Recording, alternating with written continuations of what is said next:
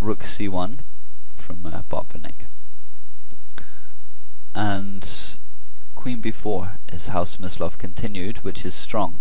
Also playable was bishop takes g4, attacking both the queen and the a8 bishop. And taking the queens off is not advisable for white. His best move here is f3, but after queen b5, f takes g4, rook takes a8, black is still better. Another possible move for black, instead of Smyslov's queen b4, was queen takes a2, and this looks a little dangerous, as you know, white can get his bishop back into the game with bishop d5 attacking the queen, and queen takes b2 is best, but white is at least equal now after bishop e7, bishop takes g4, queen takes a4, and now queen d2 attacking the bishop. So queen b3, and now rook e8, rook c7. You know, and although it's still equal to an engine's eye, these are exactly the complications that one wants to avoid when going the exchange down. So it's understandable that Smyslov went for queen b4 instead, and there are some other ideas involved which we'll get to in a moment. So he's just played queen b4, and next he played, Botvinnik played a3, and it's, you know, the best move from Botvinnik, and again stronger than bishop e7. And you know, Smyslov didn't wait to be asked twice and snapped up the pawn now with queen takes b2. And you know, Botvinnik's idea with this continuation was to play queen takes a4, which, you know, wins the pawn back, connects his rooks, and allows his f1 rook to come to the open central files. And you know, it's again logical, and indeed black has only one move to stay in the game here, which is a brilliant conception. If you want to try and spot it, then stop the video now.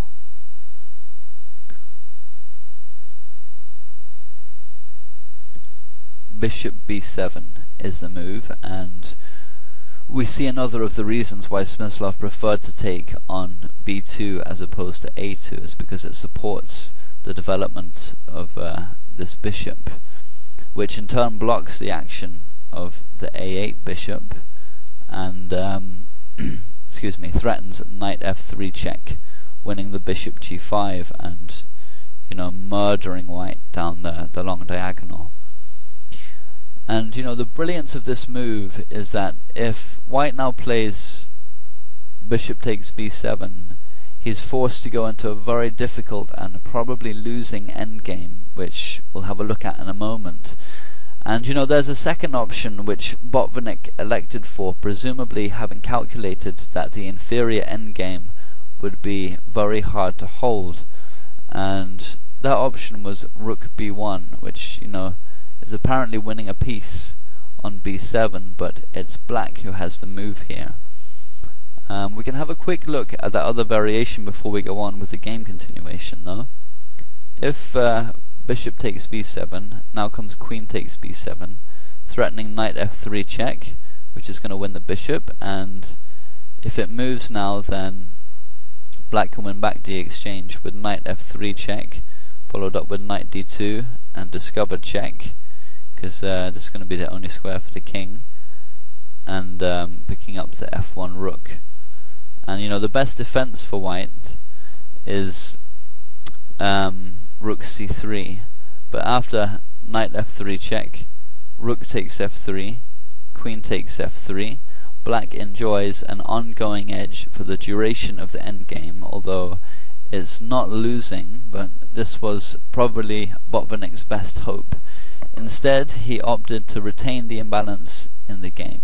If we return to it, he's just played rook b1, which, as I said, apparently is going to win a piece on b7. So, how does Smyslov deal with this threat? The answer is that he played knight f3 check, which, you know, is a gutsy move with a very creative idea in mind. King h1 was how Botvinnik escaped the check, which is actually slightly inferior to the counterintuitive king g2 because it provides less defensive resources, and it's unclear why he didn't want to play that instead, although the position will remain very tough for white. Smyslov is about to play the move of the game. If you want to try and spot it, then stop the video now.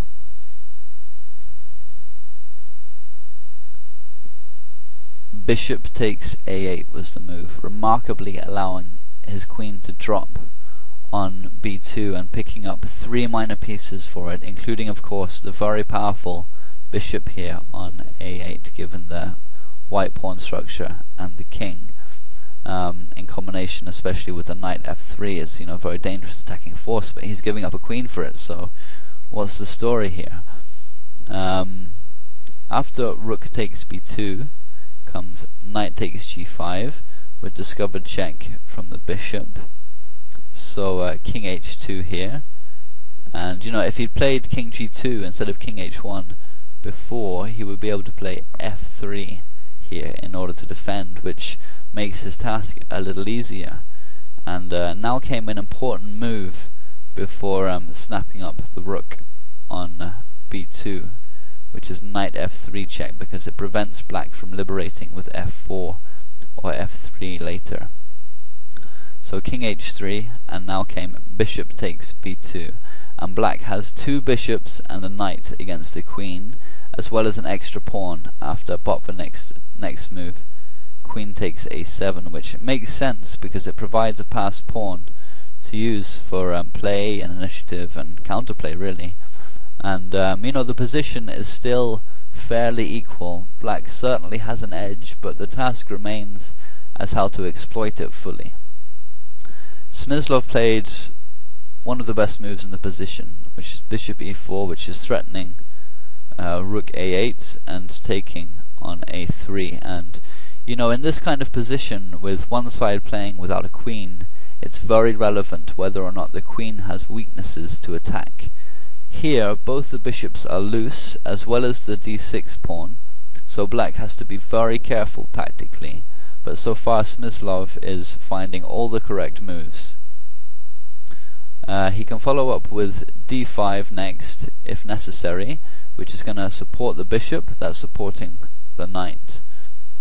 And then he only has to worry about, you know, the dark squared bishop, and he can move his rook to an open file. One possible setup is to play king g7, bishop f6, rook d8, and advance this past d pawn, although he will have to keep an eye on white's a pawn as well, of course. From herein, however, I suspect that it's very hard for white to hold the game, and it shows superb vision from Smyslov. Botvinnik continued with a4, preventing the rook a8 tactic, winning the a pawn, and Smyslov answered with king g7, which will allow for the very dangerous idea of rook h8 and a5, which is another plan in the position. You know, and it's sorry, hold on, here we go. Not yet. Next was rook d1, just taking aim at the d6 pawn. And what I was going to say was, it's important to note that this is the only square that the white rook can use on the first rank, thanks to the minor pieces. If it goes to h1, then knight g5 check will pick it up, and you know, it's going to win the exchange, and white will simply not survive the ensuing endgame. So next came bishop e5, which is defending the pawn and keeping the black position very solid, and you know, black's minor pieces are now beautifully placed. White has to come up with a constructive plan here, but it's very difficult.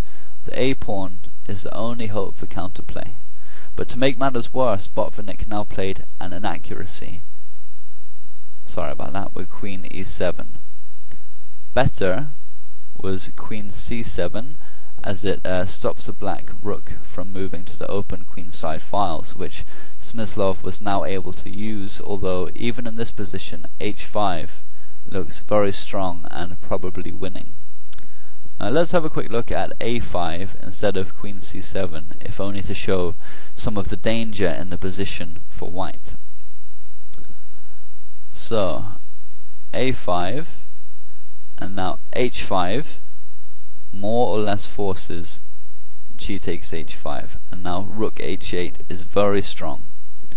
For example, g4 is the only move that doesn't lose immediately, in fact, but now comes g takes h5, forcing g5. Again, the only move, if g takes h5, white will get mated.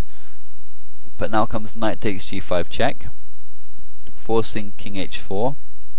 Now knight f3 check, again forcing king h3, and now the killer rook h6, threatening rook g6 and a mating attack, and black is easily winning here.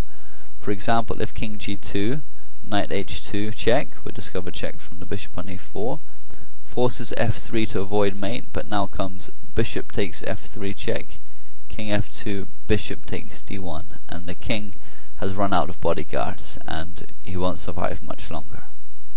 Okay, so back to the line that was played in the game, which was queen e7 from Botvinnik.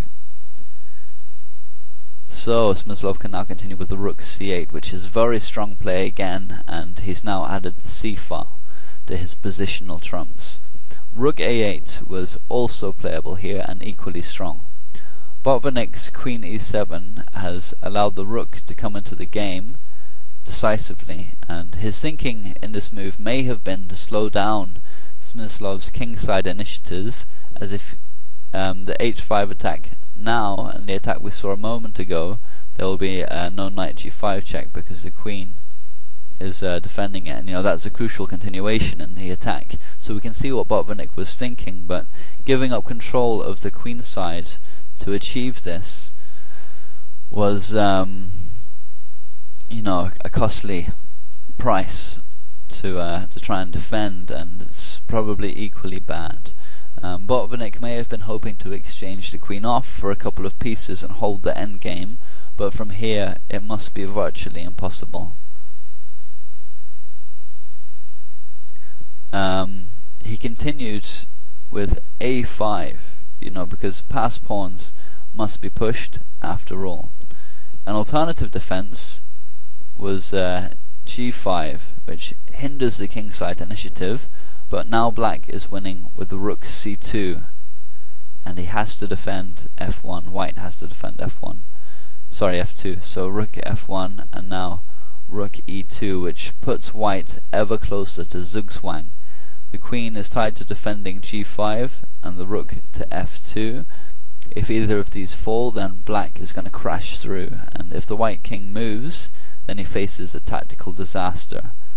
And if a5 now, then black can play knight d2, which is coming next anyway and is going to win the game. For example, a5, knight d2, only g1 and c1 are useful squares for the rook, and it makes the most sense to keep it close to the king so it can defend. So say rook g1, but now rook takes f2, threatening bishop f5 with a mating net, and white is totally helpless. So it can be safely said that there is no satisfactory defense for white at move 30 with a5.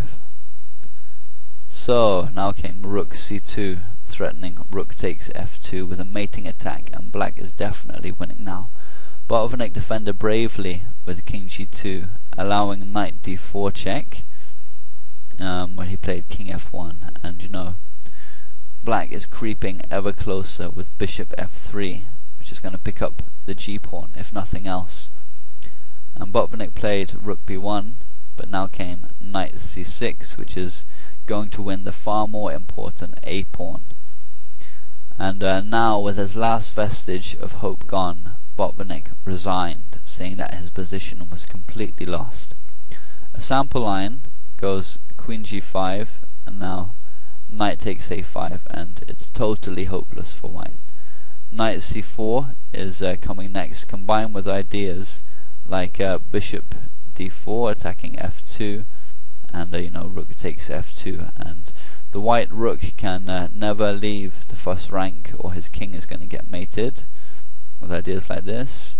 And in the meantime, if white attempts to create some kind of fortress, although that may not even be possible, black can advance his passed pawn in the center here to victory. So it was a fantastic game from Smyslov, dynamically instructive, and goes to show that if you can judge positions well enough, you can get away with sacking your queen for a trio of minor pieces. But you have to be very careful. So I hope you enjoyed the game. Please leave any comments or thoughts. Thanks very much.